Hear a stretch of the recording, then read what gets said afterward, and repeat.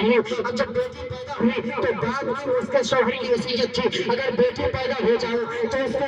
اس کو مار ڈالنا گلا دبا کر کے اور مارنے کے بعد پھینک دینا کوڑے میں. میرے بزرگ اور دوستوں شوہر کی وصیت پر عمل کرتے ہوئے وہ عورت جیسے ہی اپنا ہاتھ بڑھاتی ہے اپنے بچی کی طرف جس کو اس نے جنم دیا ہے جس کو اس نے پیدا کیا ہے ہاتھ بڑھاتی ہے پھر سوچتی ہے میں اپنے لخت جگر کو کیسے مار سکتی ہوں میں کیسے اس کا خون کر سکتی ہوں جس کو 9 مہینے میں نے اپنے پیٹ میں پالا ہے جس کو 9 مہینے جس کا درد برداشت کیا ہے میں اس کا قتل کیسے کر سکتی ہوں. یہ سوچ کر کے وہ اپنے ہاتھ کو ہٹا لیتی ہے پھر سوچنے لگتی ہے اگر میں نہیں ماروں گی میرا شوہر وصیت کر کے گیا ہے وہ آئے گا تو مجھ سے سوال کرے گا کس کی بیٹی ہے تو میں کیا جواب دوں گی کیا کہوں گی. پھر ہاتھ بڑھاتی ہے پھر سوچتی ہے آنے والے دنوں میں تاریخ مجھے کس ٹائم کے نام سے یاد کرے گی کہ ایک ماں نے اپنی بیٹی کو جس کو اس نے 9 مہینے پیٹ میں رکھا کوکھ میں رکھا رکھنے کے بعد اپنے ہاتھوں سے جو ہے اس کا گلا دبا کر کے اس کو مار دیا ختم کر دیا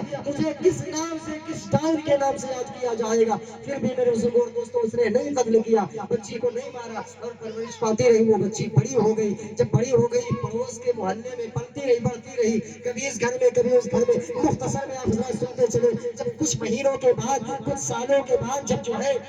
دہیا کبھی صحابی آتے ہیں دیکھا میرے گھر میں ایک چاند سی بیٹی کھیل رہی ہے کہا یہ کون ہے کس کی بیٹی ہے کہا یہ آپ کی بیٹی ہے کہا میری بیٹی ہے میں نے تو تم سے کہا تھا کہ اس کو مار ڈالنا اس کو قتل کر دینا پیدا ہوتے ہی تو اس نے کہا کہ نہیں میں نے نہیں اس کا قتل کیا ہے. تو میرے بزرگ اور دوستوں ان کی بیوی نے بہانے بنائے کہ یہ پڑوس کی بیٹی ہے. تو میرے بزرگ اور دوستوں لیکن کسی نہ کسی ایک دن راز کھل ہی گیا کہ یہ میری ہی بیٹی ہے. تو میرے بزرگ اور دوستوں دہیا قلبی فرماتے ہیں رسول اللہ صلی اللہ علیہ وسلم میں نے اس بیٹی کو جب میں نے سنا کہ یہ میری بیٹی ہے تو اس کے بال کو پکڑتے ہوئے جھجھوڑتے ہوئے ریتیلی زمین پر تپتی ہوئی زمین پر اس کو گھسیٹتے ہوئے لے گئے اور لے جانے کے بعد گاہ کھودنے کے بعد اس کو ڈال دیا گڑھے میں ہاتھ اور پیر باندھ کر کے اور پیر ہاتھ باندھ کر کے جب ڈال دیا مٹی ڈالنے لگے تو یا رسول اللہ کو عرض کر رہے دہیا قلبی یا رسول اللہ مجھے ابھی تک وہ منظر یاد ہے میں بھولا نہیں پا رہا ہوں جب سے اسلام لایا ہوں میں روتا جا رہا ہوں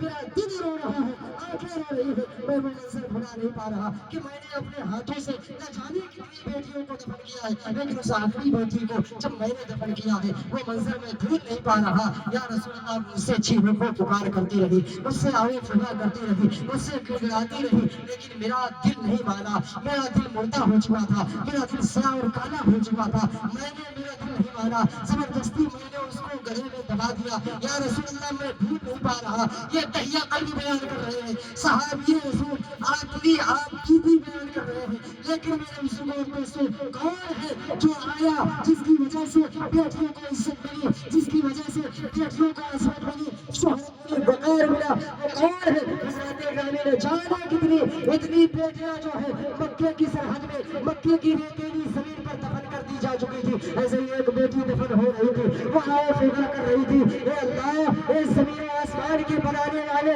جس نے ساری کائنات کو پیدا کیا ہے جس نے ساری دنیا کو بنایا ہے اے دونوں عالم کے مالک و مختار تو کوئی تو ایسا بھیج جو ہماری رکھوالی کرے جو ہماری حفاظت کا ذمہ